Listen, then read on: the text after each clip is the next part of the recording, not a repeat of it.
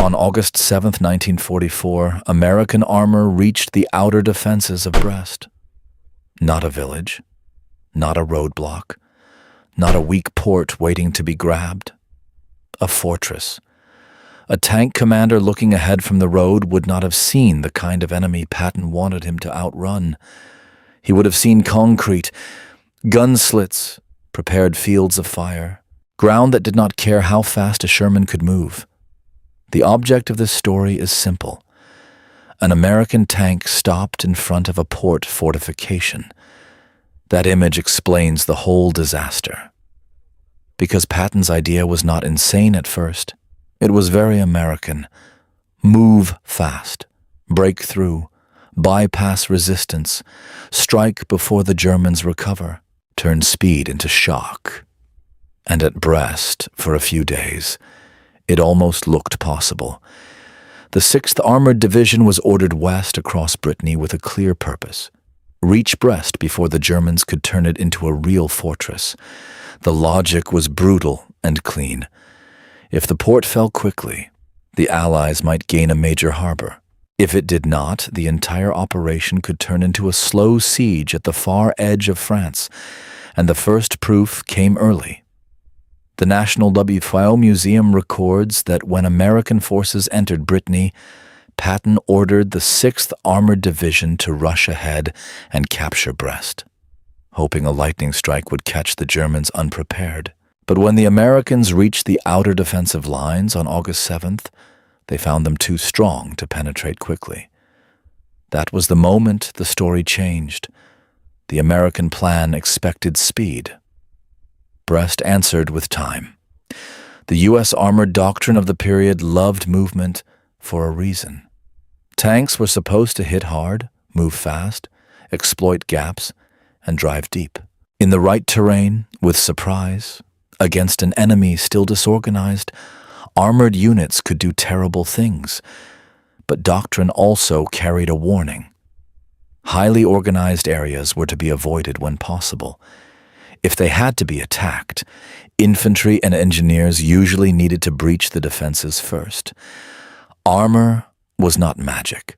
It needed terrain, surprise, coordination, and an enemy who could be made to collapse. Brest offered almost the opposite. It sat at the western tip of Brittany, a port the Germans knew the Allies wanted. It was not just a city with docks. It was a naval base.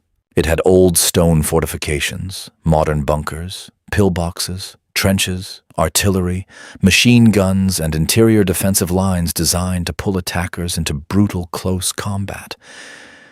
The Germans were not surprised in the way the Americans needed. They were buying time. That is the first trap. The Americans were not wrong that speed mattered. They were wrong about what speed could solve.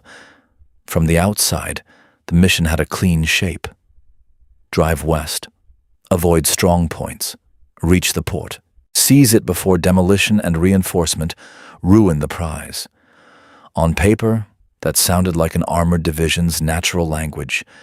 Engines, columns, road nets, radios, forward reconnaissance, combat commands pushing along separate routes, dust behind the lead vehicles, prisoners gathered from small delaying groups, maps folded on hoods, MPs trying to keep traffic alive through bottlenecks.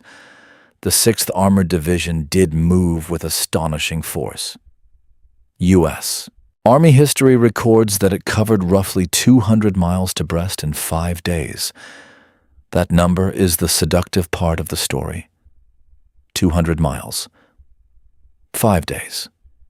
A division racing across a peninsula, but then the road ended in concrete. The false explanation was that the Germans had been too slow, too shaken, too disorganized to hold Brest properly. That explanation had worked elsewhere. After Operation Cobra, German command and control was under savage strain. The front had cracked. American mobility was tearing open possibilities faster than German headquarters could close them. But Brest was different. It did not need to chase the Americans. It only needed to stand still. This is what makes a fortress port dangerous. It reverses the emotional logic of armored warfare. The tank wants the enemy to move, panic, withdraw, expose his rear, lose communications, abandon guns, and create gaps. A fortress does none of that. It waits. And every hour it waits, the advantage shifts. Imagine a Sherman halted on a Breton road. The crew hears the engine idle under them. They smell hot oil and dust. The driver wants movement. The gunner wants a target. The commander wants a flank, a gap, anything. But the fortification does not give him one. It gives him a slit, a muzzle flash, a shell burst, a road that is suddenly too narrow, a hedge that may hide an anti-tank gun, a village edge that cannot be simply driven through. And behind it, the port remains out of reach. The 6th Armored had been sent to use motion as a weapon, but Brest forced the Americans into a category of war that armor hated: reduction. Reduction is slow. It is not one dramatic charge. It is artillery ammunition, infantry crawling forward, engineers cutting wire, assault teams clearing bunkers, tanks and tank destroyers firing at pillboxes, smoke, dust, rubble, then another line behind the first one. The Germans understood something cold. If Brest could not be saved forever, it could still be denied long enough to matter. Hitler's fortress orders demanded that ports be held. Brest's defenders had every reason to turn the city into a delay machine. They did not need to defeat Patton's whole army in open maneuver. They needed to force a fast army to spend time in the wrong place. That is why the American tank stopped before the fortification matters. It is the machine meeting the mission it was not built to solve alone. And it got worse. The port itself was the prize. But the fight for the port endangered the value of the prize. Every day of battle gave the Germans more time to damage harbor facilities. Every bombardment needed to crack the fortress also damaged the city and infrastructure around it. The more Brest resisted, the less useful Brest became. This is the second trap. The Americans needed Brest intact. The Germans needed Brest ruined or delayed. Those goals were not symmetrical. For the Americans, time was expensive. For the Germans, time was the weapon. The 6th Armored Division's own combat history describes the instructions clearly. Major centers of resistance were to be avoided so Brest could be reached with all possible speed. That was the logic of the thrust. Do not get dragged sideways.